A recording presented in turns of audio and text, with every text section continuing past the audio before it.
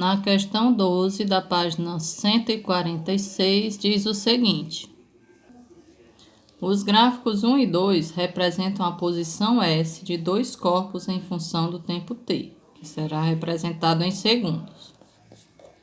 Mostrando aí os dois gráficos, 1 e 2. E diz que no gráfico 1, a função horária é definida pela equação S, que é igual a 2 mais t sobre 2. Assim, a equação que define o movimento representado pelo gráfico 2 corresponde a... Ele nos dá a função horária do gráfico 1, que é exatamente uma equação reduzida da reta.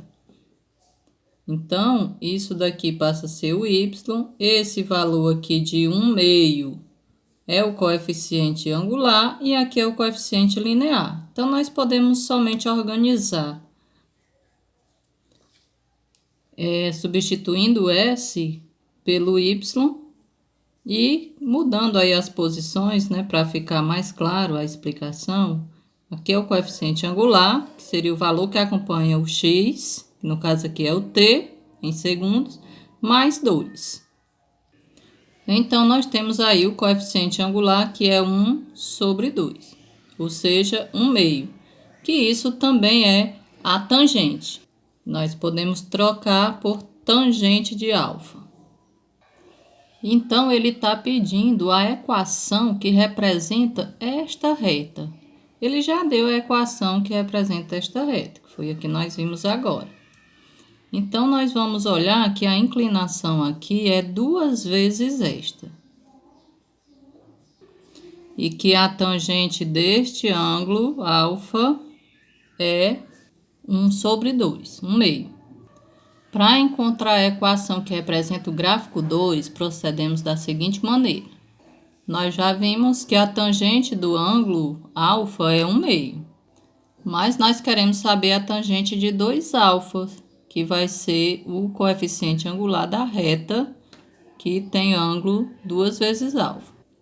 Existe uma relação de arco duplo que diz o seguinte, que a tangente de 2 vezes alfa é igual a 2 vezes a tangente de alfa dividido por 1 menos tangente ao quadrado de alfa.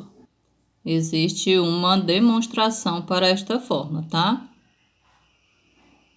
Mas agora nós só precisamos encontrar, né, a tangente de 2 alfa, que é o coeficiente angular. Então, guarde essa fórmula e vamos substituir a tangente de alfa, que é o que nós já temos, que é 1/2.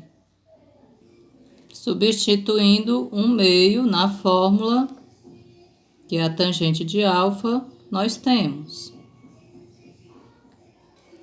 2 vezes 1/2, cancela esse com esse, então fica apenas 1. E 1 menos 1 ao quadrado é 1, e 2 ao quadrado é 4. Então, nós temos 1 sobre 1 menos 1/4. Como aqui embaixo é 1 e aqui é 4, 4 é múltiplo de 1, nós podemos multiplicar essa fração por 4 nos dois e vamos ter 4 sobre 4, que era 1, né?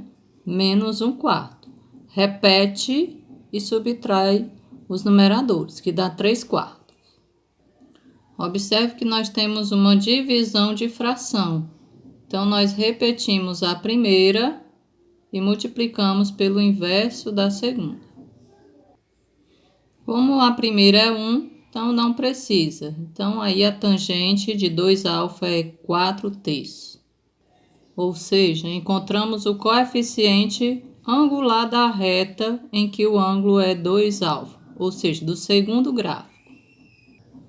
Verificamos também no gráfico que ele parte do mesmo ponto que é do 2, exatamente igual ao primeiro gráfico, ou seja, o coeficiente linear deste gráfico também é 2, o coeficiente linear.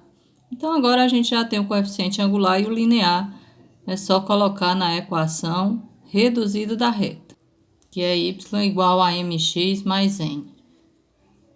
Onde o y a gente pode chamar de S, o m é 4/3 e o n é 2. E esta é a opção C, que primeiro vem o 2 e depois vem 4/3 de x, mas que representa a mesma coisa, ok?